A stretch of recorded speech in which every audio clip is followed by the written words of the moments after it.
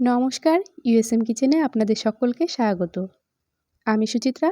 আজ আপনাদের সাথে শেয়ার করব ব্রেড স্টাইলে আলুর চপ।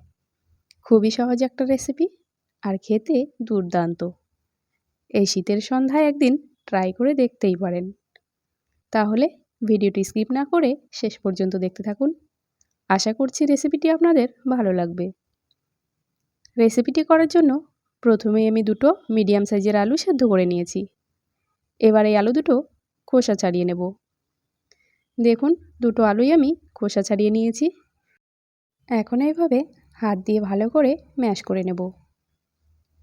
তো আলুটা আমার ম্যাশ করা হয়ে গেছে। এখন আমি এখানে কিছু উপকরণ অ্যাড করে দেব। প্রথমেই দিয়ে দিচ্ছি হাফ কাপ মতো ব্রেড ক্রাম্বস। এই রেসিপিটি ব্রেড স্টাইলে বানাচ্ছি জন্য যে ব্রেড ক্রাম্বস দিচ্ছি তা কিন্তু নয়, আপনারা কর্নফ্লাওয়ার বা চালের গুঁড়ো দিতে পারেন। এরপর দেব 2 টেবিল চামচ বেসন, আর দেব স্বাদ মতো নুন, 1 টেবিল চামচ চিলি ফ্লেক্স, 2টো কাঁচা লঙ্কা কুচি, একটা মিডিয়াম সাইজের পেঁয়াজ কুচি, হাফ টেবিল চামচ আদা কুচি, 1 চামচের 4 ভাগের 1 ভাগ রসুন কুচি। রসুনটা একটু কম দিতে হবে, না হলে বেশি রসুনের গন্ধ হয়ে যাবে।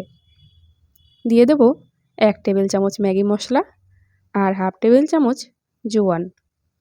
তারপর এই সব কিছু একসঙ্গে ভালো করে মেখে নেব। আর আমি এখানে হলুদ দিতেই ভুলে গেছি, দিয়ে দেব হাফ টেবিল চামচ পরিমাণে হলুদ গুঁড়ো। তারপর খুব ভালো করে এই সমস্ত কিছুকে মেখে নিতে হবে।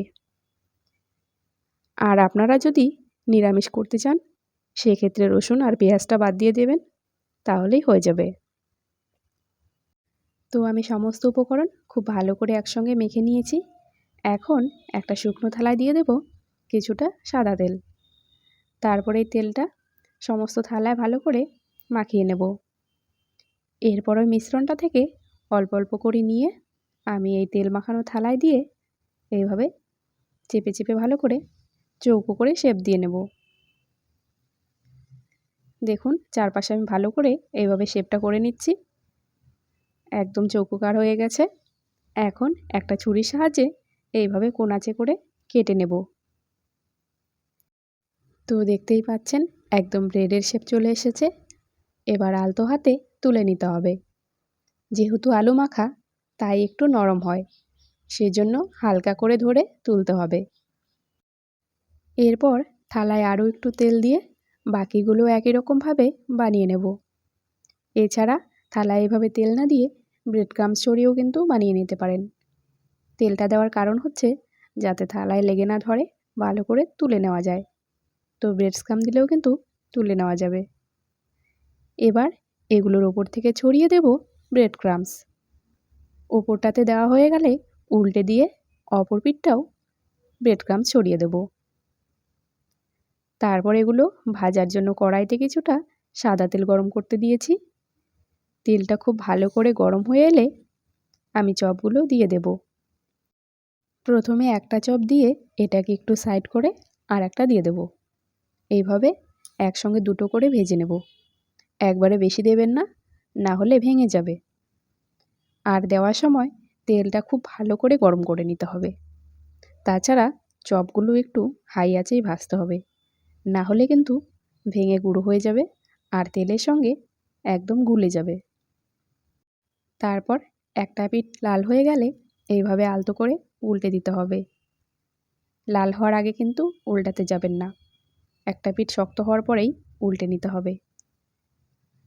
আর এখনও পর্যন্ত আমার চ্যানেলটিকে সাবস্ক্রাইব করে না থাকলে অনুরোধ রইল অতি অবশ্যই চ্যানেলটিকে সাবস্ক্রাইব করে রাখবেন আরও এরকম নতুন নতুন রেসিপির জন্য। আর যারা করে রেখেছেন তাদেরকে অসংখ্য ধন্যবাদ এই ছোট্ট চ্যানেলে যুক্ত হয়ে থাকার জন্য। তো চপগুলোকে আমি ভালো করে উল্টে পাল্টে এইভাবে একটু লাল লাল কড়া করে ভেজে নিয়েছি। এবারে এই দুটোকে আমি তুলে নেব। তারপর বাকি চপগুলোও একই রকমভাবে এই তেলে দিয়ে ভেজে নেব। তো সমস্ত চপগুলো ভেজে নামিয়ে আমি আপনাদেরকে ভেঙে দেখাচ্ছি। দেখুন, দেখতেই কতটা লোভনীয় লাগছে আর খেতে তো অসাধারণ টেস্ট। ওপরটা মুচমুচে আর ভেতরে একদম নরম। তো রেসিপিটি আপনাদের কেমন লাগলো কমেন্টে জানাতে ভুলবেন না। ভালো লাগলে ভিডিওটিতে একটি লাইক করে দেবেন, শেয়ার করবেন। ভিডিওটি শেষ পর্যন্ত দেখার জন্য অসংখ্য ধন্যবাদ। দেখা হচ্ছে আরও একটি নতুন রেসিপি নিয়ে। সবাই ভালো থাকবেন, সুস্থ থাকবেন। টাটা।